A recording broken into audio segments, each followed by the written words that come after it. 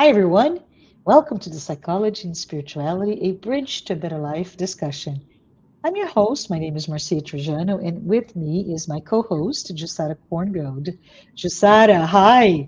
It's so good to have you here with me again. And yeah, go ahead. Oh, no. Hi, Marcia. And we're here together to talk about this issue that we can call emptiness, we can call loneliness, we can talk even this existential void that so many of us are feeling today. But before we get started in our conversation, I wanted to just tell you, welcome you, if this, especially if this is the first time that you're watching our program. Please note the Psychology and Spirituality weekly talks are based on the works by Joanna de Angelis, and we're here to offer safe space for all of us to just ponder, to confront and compare, and even expand our own spirituality concepts from a psychological lens so that we're able to look at it with better insights, actionable tips, and perhaps even real world advice for us to feel better, to have a better life.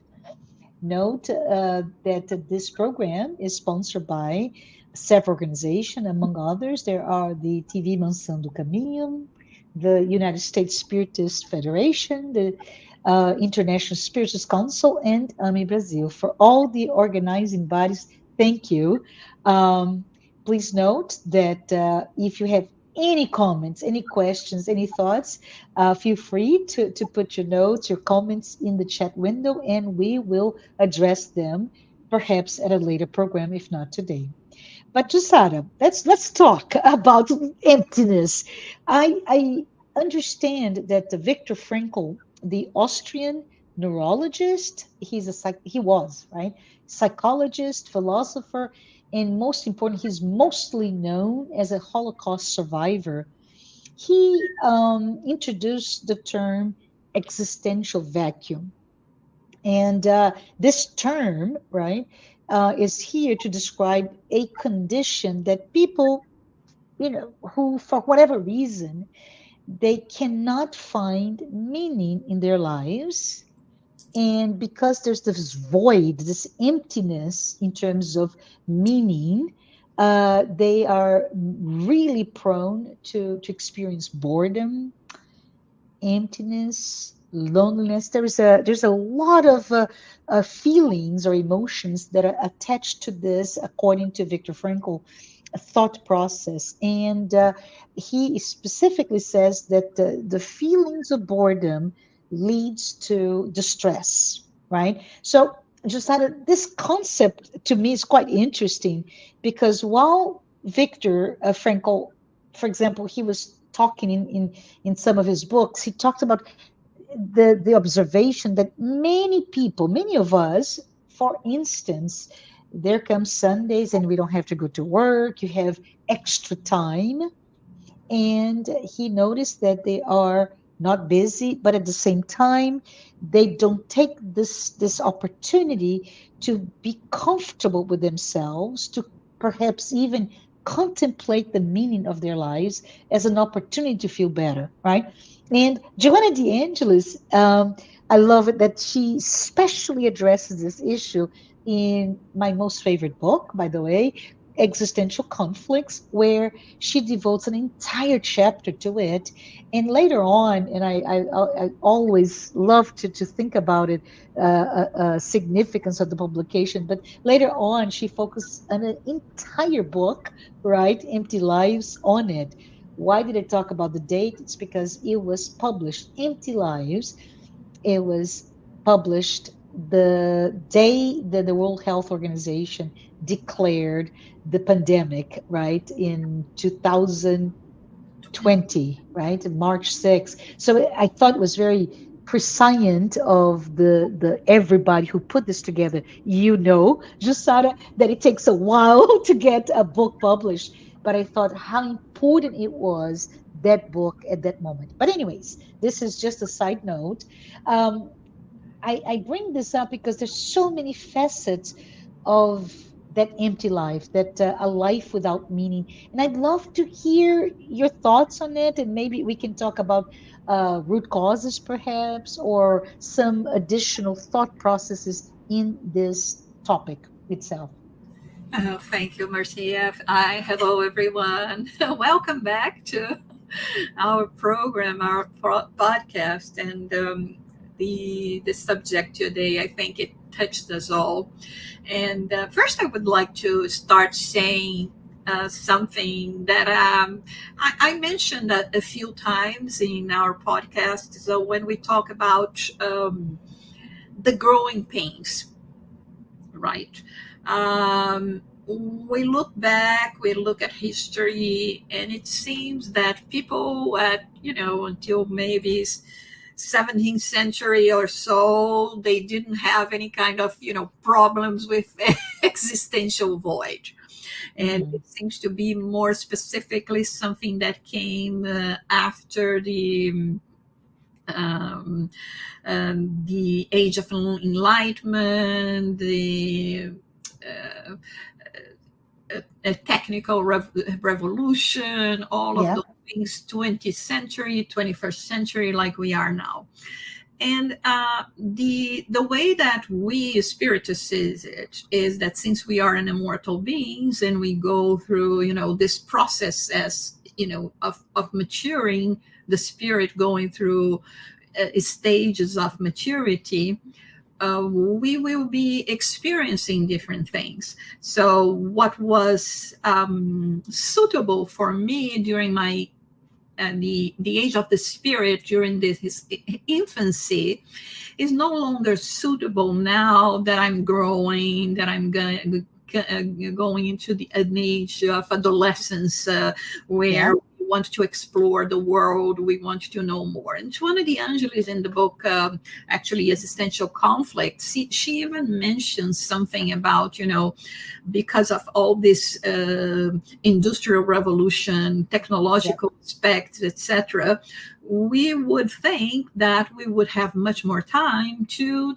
devote to ourselves. Now we have machines that do those things. Thank God we have washing machines, right? And all the other machines, and we have water in the house. I don't no longer need to walk. I don't know how many miles to reach for water. So we have more time in our hands, and many people do not know what to do with their times, and some, because of that, they search for fulfillment in things that are very transitory and are not going to bring them any kind of self-satisfaction. So Yes. this is where she says here, I'm going to read: due to the pace of modern life, there are no opportunities for emotions to mature, to make the correct choices for reflection and serious consideration. Individuals are devoured by the pleasure of seizing a lot and only retaining a little. So Mhm. now, and the more we are exposed to things, to lifestyles, to objects, to possibilities, the more we long for those things Yeah. that are not going to be fulfilling necessarily, because they have an aim to please the body, the senses, and not necessarily the individual as an immortal spirit. I don't know if you would like to bring No, something. no, no. Yeah, no, I'm just thinking out loud because what you're saying here, and yes, Joanna, you're spot on, right? You can link several aspects of material development of humankind, including Industrial Revolution, the Age of Enlightenment, and Viktor Frankl even connects with World War II, right? So it is like there is this world. What is this world after we lived through and this is, of course, he lived through that, and he saw the extreme cruelty and atrocities, and he would say, how can you reconcile a life that has meaning in this type of environment. And then he says, no, it's important. So he himself observes, and he excuse me, he brings a counterpoint to that.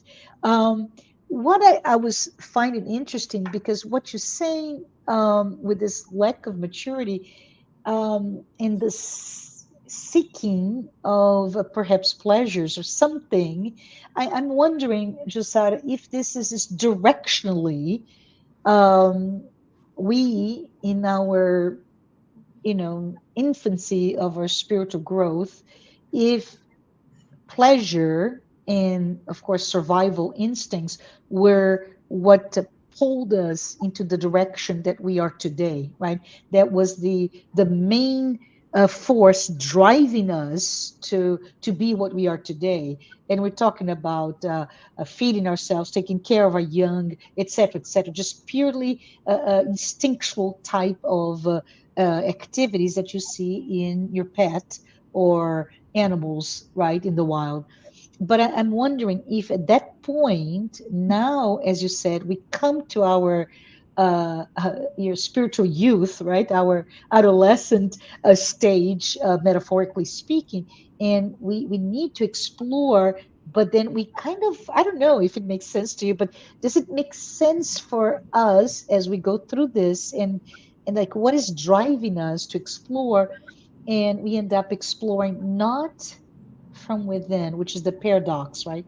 Not from within, not from finding the divine spark that is inside all of us, this God within, the self, right, with the uppercase S, instead of, I don't know, I need to explore, but I don't know where. So I'm going to explore with things that are, again, very sensorial in nature, be it parties and I don't know, uh, uh, even falling for addictive behaviors. And by addictive, I can say drugs, alcohol, etc., or addictive behavior, right?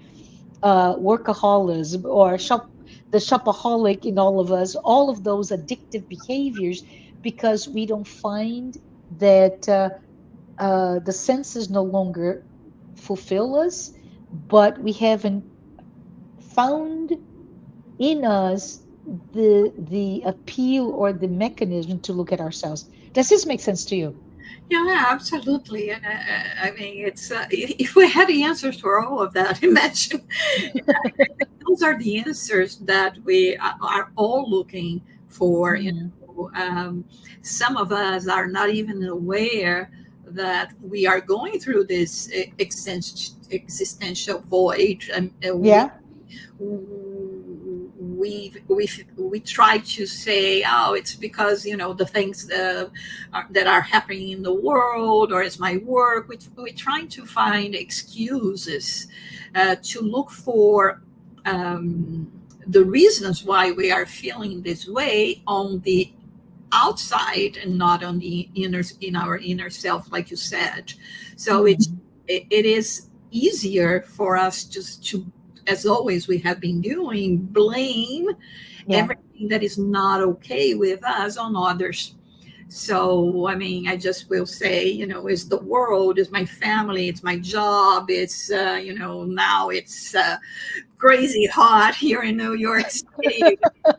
It's because it is cold, or we are always blaming circumstances, people, situations, but not ourselves. And here it's not a matter of just blaming, because we are not going again to think about bringing the whip in our hands and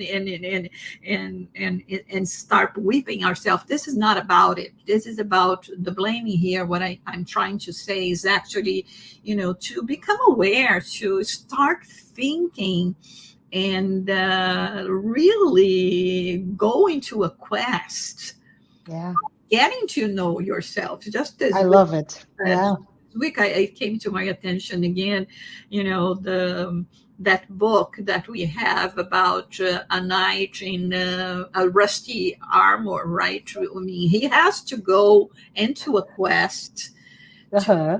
find, or let's say to maybe to the way the story goes, it's almost like, to revive who he was more in a time of innocence, Yeah.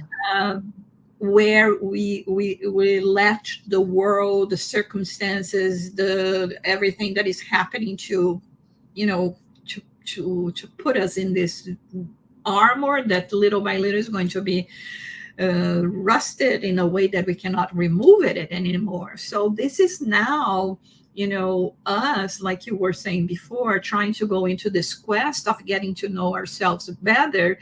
And this is not being afraid of um,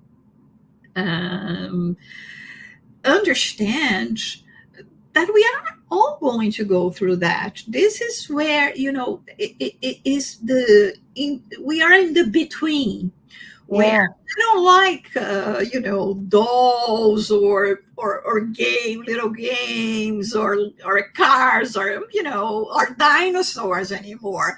I want to become more of an adult, but I'm still not there. So as I still long for what was the object of my attention, and I still do not have one that I can say is genuinely mine, Yeah. I will be in the situation. And I think in this transition, we look for things, because then you will say, well, every time I was sad, let's say, or go through any kind of struggle, my parents would buy me a toy or something like that. Okay. Or I would Yeah. lollipop or something, like some Yeah. kind of compensation.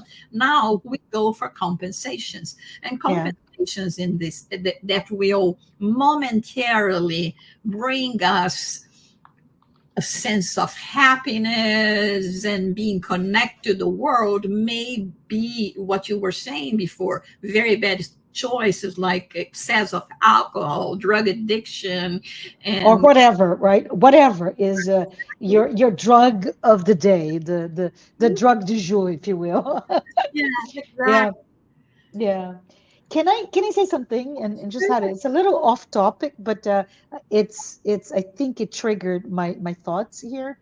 Um, Not so long ago, I just went to a lecture, and in the lecture, which has nothing to do with anything we're talking about, it was a about human resources and professional growth, etc.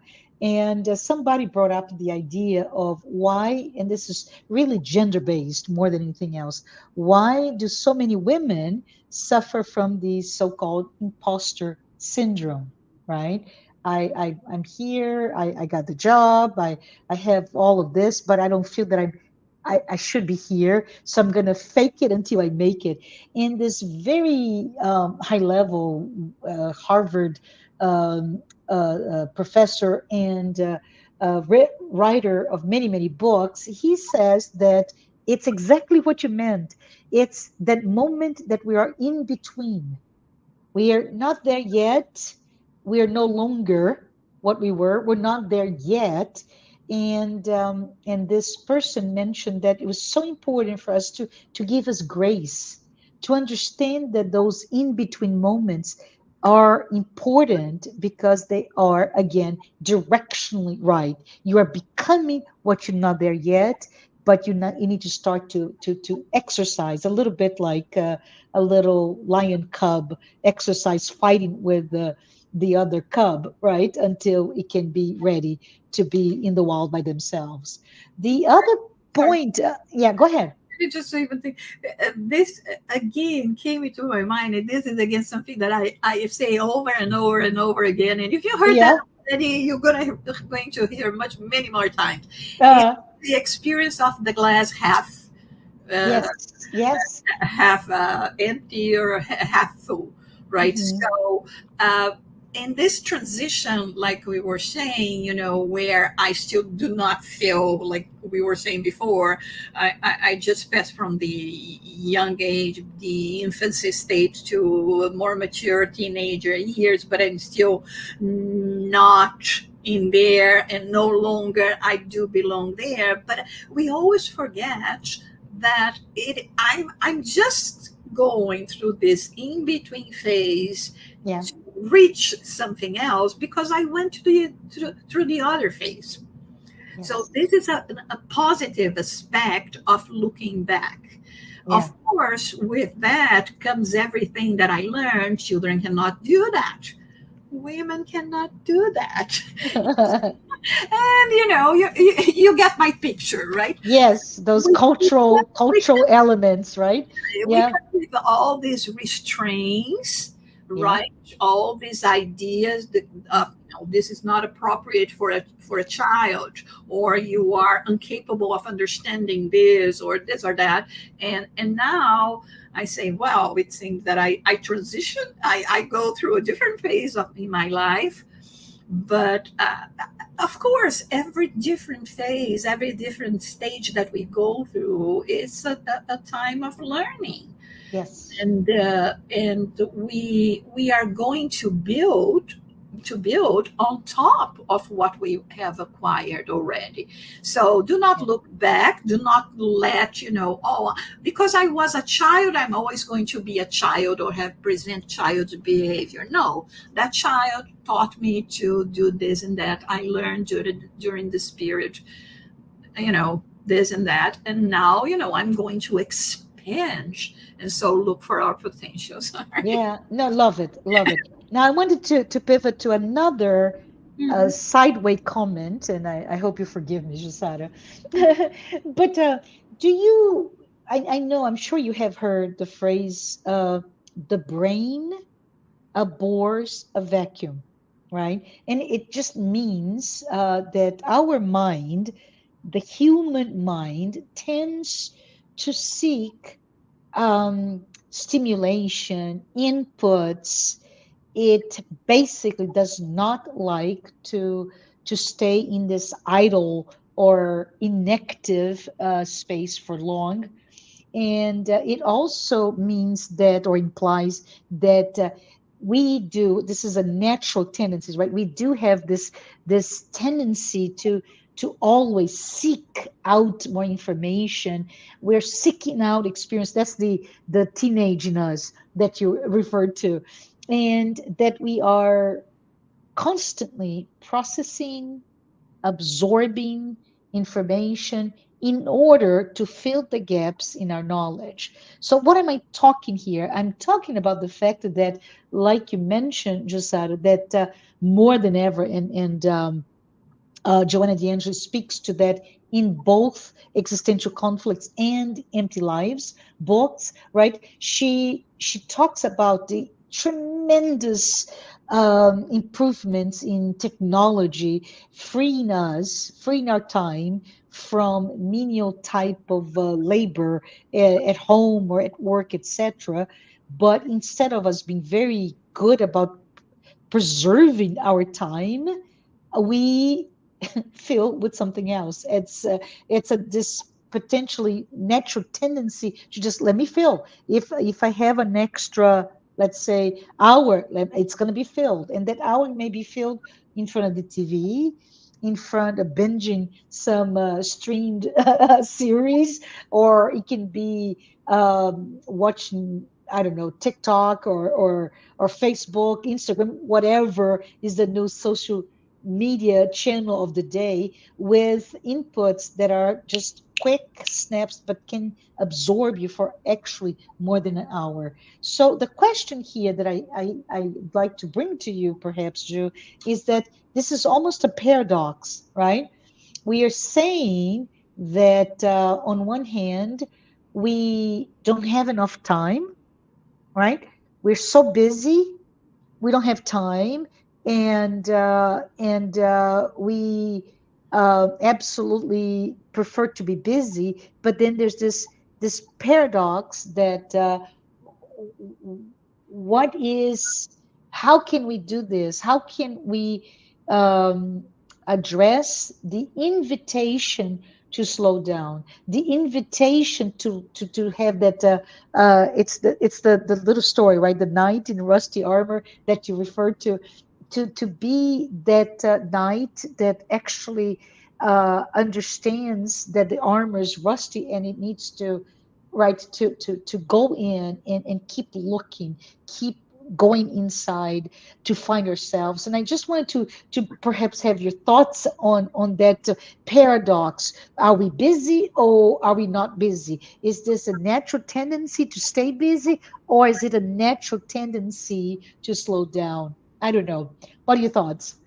Well, using the image of and the story of the knight in the rusty armor, one thing that we have to see, and unfortunately, this is what the majority of us do, Mm-hmm. is that he had to be in a very dire straight situation to start doing something. So Mm-hmm. he couldn't remove any parts anymore of the armor. So he couldn't feed, he couldn't be fed, he couldn't drink. And he started losing his family because he was becoming each time more oblivious to any kind of emotional connection. So it was a matter of survival. And unfortunately, up to this point, um, we are letting, let's say, life dictates a little bit what is going to be happening to us. Yeah. Instead of taking control, because we can take control, and this is what Joanna de Angelis says, um, the when we are facing this existential void or vacuum, we have to take possession of Mm-hmm. our uh, capabilities, bring back sentiments of love and all it go in pursuit of prayer, meditation, solidarity, fraternal affection, all of those things that are going to fulfill us emotionally speaking, spiritually speaking, which is what now the lack of is like, this is the oil Yeah. is going Uh-huh. to, to be able to remove the rust that exists in us in terms of this lack of important emotions. And I mean, when we were talking about when are we busy enough or not doing anything, I myself, I saw myself so much in that, Yeah. because I have to tell you, um, there are times that my brain is just exhausted. Yeah. And the more I may want to do something productive, I work with my brain all the time, in the works that the spiritism and translations and this and that. It's always the head, the brain, always like that. And so it comes a point in the day that my brain is exhausted. It's not like, oh no, just sit and then read a book. Okay, I can read a book because I can read, but my brain Yeah. is It's not absorbing. Yeah.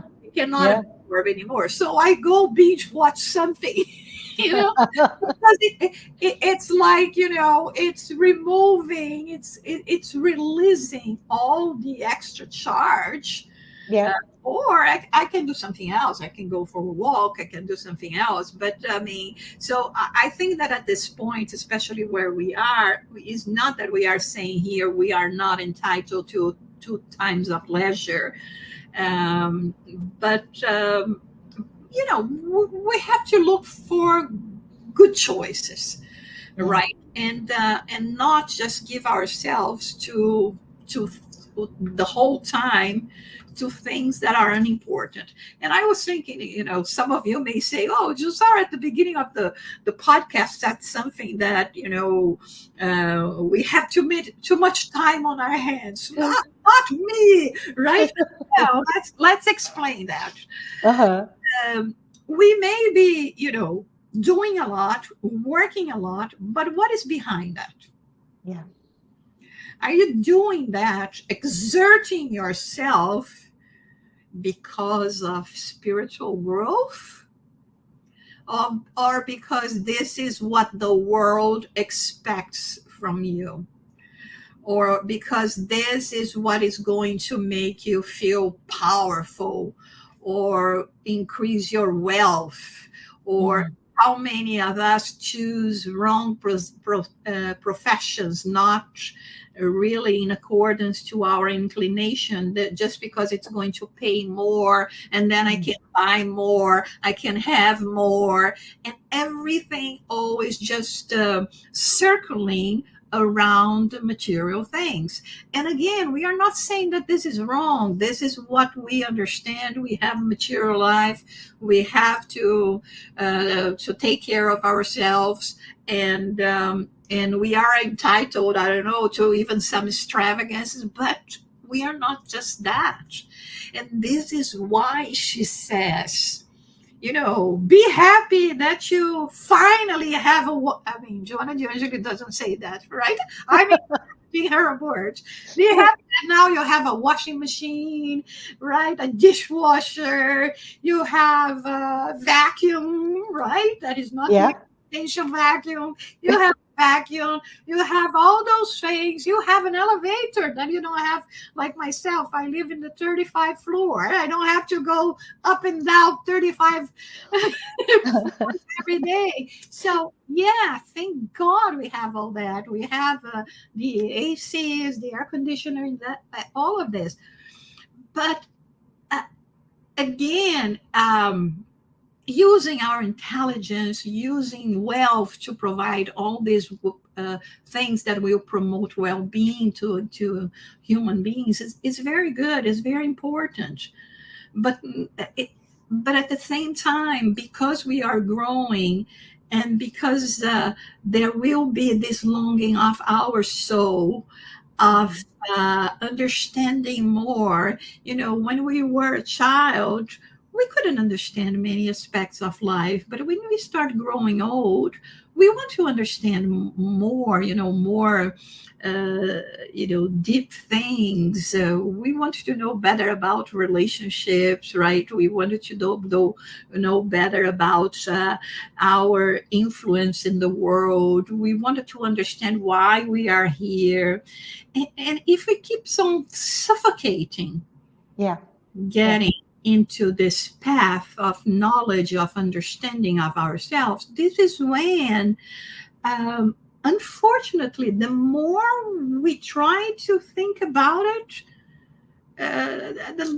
or do something in the opposite direction, the less Mhm. we will come with the results that will really allow us to feel fulfilled. Yeah. And it's going back to Viktor Frankl, right? His research, through, of course, initial observations during the concentration camp during the World War II, he saw those individuals that had a meaning in their strong meaning in their lives survived, right? Whereas the others that were surviving just from an instinctive basis of survival, they couldn't survive the horrors of those treatment at the time. So he links exactly that emptiness in this case and meaning leading to all sorts of distress and really a lot of pain, right? A lot of pain. One of the things that I think, Jussara, is that there is a movement, right? Mindful meditation, or being mindful, being fully present without judgment in everything we do, which is one way to perhaps to slow down. And what I mean by that is, in this society, we talked, right? We've referenced 2 or 3 times already that we are post industrial revolution, and we are capitalist society. We are a society that you must produce to be able to even stay afloat and not lose everything. You have to have a job, you have to produce. And because of that, it has conditioned our identification of who we are, not by who are you, but by what do you do, right? And we end up really thinking of the meaning of our lives as the meaning behind the activities of our lives. What do you do? And those activities eventually they become very ephemeral, they become very hollow. They will be that rusty armor, right? They just, it's not what we need to live. So I think it's quite interesting if we start to think of that. What do we need to do to start to change the paradigm of identify ourselves as what I do, but what I am. And by what I am, it goes right back to what you said right at the beginning, Jussara, that spiritual growth. This is who you are, the immortal soul that you are, the spirits that is evolving, that is growing. This is who you are. And the sum of experiences should lead to that continuous growth. I don't know if I went too stray on this comment. That's fine. I think, of course, many of the things that we express here are our uh, point of view. Uh, we are always bringing, also the knowledge that we have from the works of the Joanna de Angelis and Hmm. the psychology that we are mentioning, psychiatrists, psychologists, is in Hmm. the field where we are presenting our podcast. But you see, I think that sometimes, uh, there is a great risk Yeah. when we label ourselves by what the world values. Um, eh, and of course, at this point, the world values much more people that uh, works in the field of what they feel is important. Yeah. Yeah. Uh, Yeah. and just True. and just came to mind again that beautiful example of the life of Mother Teresa, where she had an appointment with an interview that a man was going to come and interview her, and Uh-huh. he came and he was in the middle of the interview, and she said, "I'm sorry, I have to leave. I'm going to tell you this very quickly because I think many of you may know about the story already." And Hmm. he feels really bad because he says, it took a while for me to be able to have this appointment with her. And how come we just started and she just says, "I'm sorry, I have to leave," and just left. And, Hmm. but after, his heart pride, he said, "You know what? I'm going to follow her because maybe," he was thinking, "I want to know what is more important than me." Right, so he follows her and he goes through the the streets of Calcutta, and goes here and there and here and there, and she finally gets to a place where there is a pile of garbage, and she goes into the garbage and she finds a man that is about to die, and she's able to, to hold this man while he breathes his last breath on earth. And according to the journalist, he says that was the most horrific vision I had, in terms, everything was such a misery, right? There was all around the man in the state of deterioration, she jumping into that pile of garbage, and she comes back peaceful, and he says to her, "I wouldn't do that, uh, not even for $1 million." And she said, "Neither would I just did that because of love." So this is what I'm saying in terms the values, right? How Yes. many of us truly understands a Mother Teresa or a Mother Teresa like figure? Mhm. someone that dedicates to the well-being of others, that commit to do good works when they have fortunes and this or that, or maybe when they have nothing, like what's her case. Mhm. So now if I let myself be defined by, or label myself, I have a value because I hold this degree or certificate or this position or not, we are in big trouble because, like Joanna de Angelis says in Empty Life, she says that a life without a well delineated meaning, Uh-huh. one that stimulates you energetic, makes you become in a state of vegetation, Yes. because you may think that you are doing so much, this and that, but actually you are not doing what is essential for your survive. It's like, if we talk about food, perhaps we are going to understand better, right? Uh, Eat piles and piles of junk food, but junk food is junk food. It's not going to nourish my yes. body. Yeah. So I may be even fat, absolutely not starving, Mhm. well fed, but not well nourished. That's a good metaphor. Yeah. And this is the meaning. This is what we are trying to say here. When we do not nourish our souls, we will feel this existential void. We will feel that there is something missing. Then we go to the refrigerator again and try to eat something else. And the mindfulness, as an example, I once had a great opportunity of watching a talk by Thich Nhat Hanh Yeah. about mindfulness, where Mhm. he says many times, because even when we eat, we are not paying attention to what we're doing. So your brain is not connected with what you're doing, and there will be this emptiness. And then all of a sudden you're hungry and getting sick. How come? I just ate 1 hour ago. Did you? Because your mind was not in it. You were not following with your mind and everything. And just to finish, I I recently had the opportunity to go to Auschwitz, Mhm.